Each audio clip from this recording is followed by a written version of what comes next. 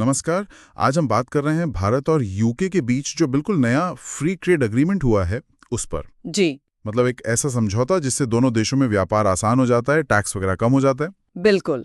हमारे पास इसके लिए the economic times, Reuters, Hindustan times ऐसे कई अच्छे स्रोतों से जानकारी है। हमारा मकसद है कि इस डील के जो मोटी मोटी बातें हैं उन्हें समझें। हाँ कि इसमें है क्या और इसका मतलब क्या है दोनों देशों के लिए। प्रधानमंत्री मोदी अभी गए थे ब्रिटेन 23-24 जुलाई को, तभी ये साइन हुआ है।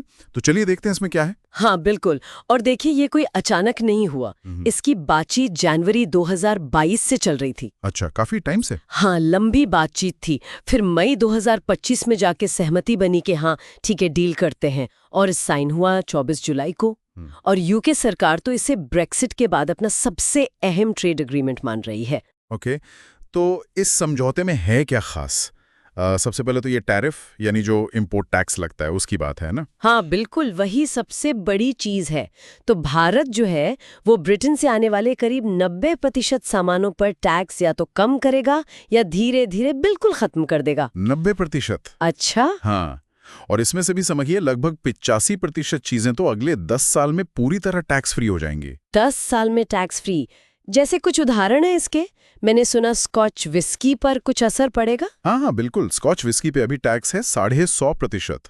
वो तुरंत आधा मतलब 75% हो जाएगा। तुरंत? हाँ, फौरन। और फिर 10 साल के अंदर वो 40% पर आ जाएगा। इसी तरह गाड़ियां हैं, कारों पर तो 100% से भी ज्यादा टैक्स है अभी। हाँ बहुत ज्यादा है। वो एक कोटा तय होगा, उतनी गाड़ियों के लिए टैक्स घटाकर सिर्फ 10% कर दिया जाएगा। सिर्फ 10%? जी। और भी चीजें जैसे मेडिकल के उपकरण हैं, कॉस्मेटिक्स हैं, सैल्मन मछली है, इन सब पर असर पड़ेगा। ठीक है, तो ये तो हुआ जो सामान ब्रिटेन से भारत आएगा। भारत जो सामान ब्रिटेन भेजता है उसके लिए क्या है? हाँ, तो ब्रिटेन भी पीछे नहीं है। वो भारत से आने वाले लगभग 99% सामानों पर टैक्स हटा देगा। 99%? हाँ, लगभग सारा ही।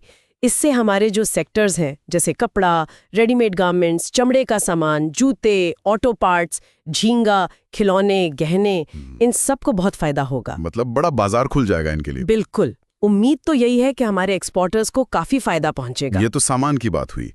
क्या लोगों के आने जाने मतलब सर्विसेज जैसे अपने IT प्रोफेशनल्स या दूसरे लोग, उनके लिए भी कुछ है इसमें? हाँ, वो भी एक अहम हिस्सा है। जैसे योगा ट्रेनर हैं, शेफ हैं, म्यूजिशियन हैं, या बिजनेस के लिए जो लोग आते जाते हैं, निवेशक हैं, उनके लिए ब्रिटेन आना जाना, वीजा, काम करना, ये सब आसान बनाया गया है। अच्छा। और एक बहुत जरूरी बात है इसमें, जो भारतीय कर्मचारी कुछ समय के लिए ब्रिटेन काम करने जाते हैं, हाँ, टेम्परेरी बेसिस पर। हाँ, तो उनको और उनकी कंपनी को पहले 3 साल तक ब्रिटेन में सोशल सिक्योरिटी का पैसा नहीं देना होगा। ओह, तो डबल पेमेंट नहीं होगा। बिल्कुल, इससे बहुत बचत होगी।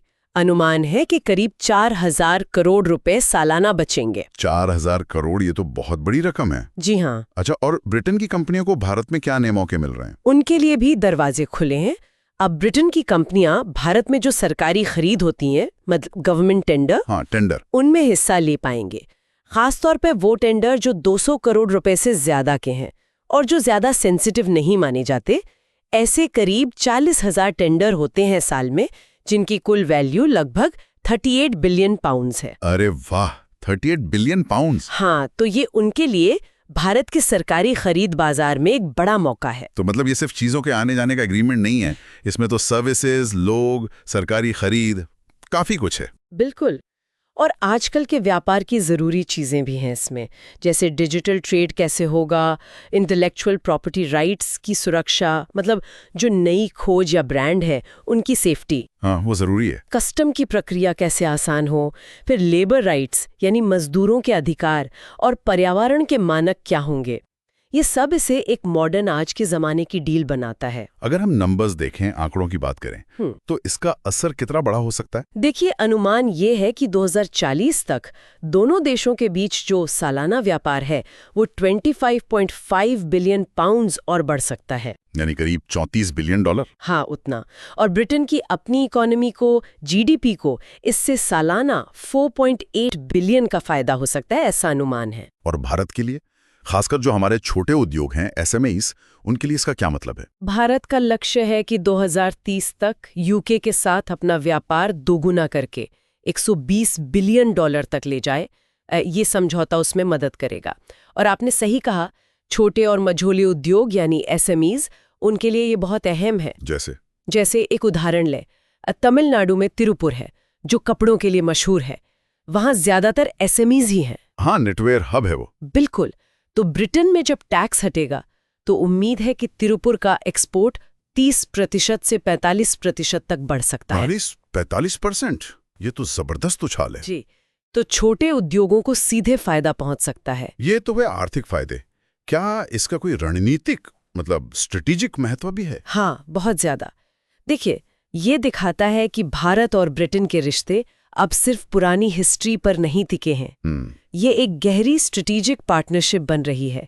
इसमें डिफेंस, आतंकवाद से लड़ाई, क्लाइमेट चेंज, ये सब मुद्दे भी शामिल हैं।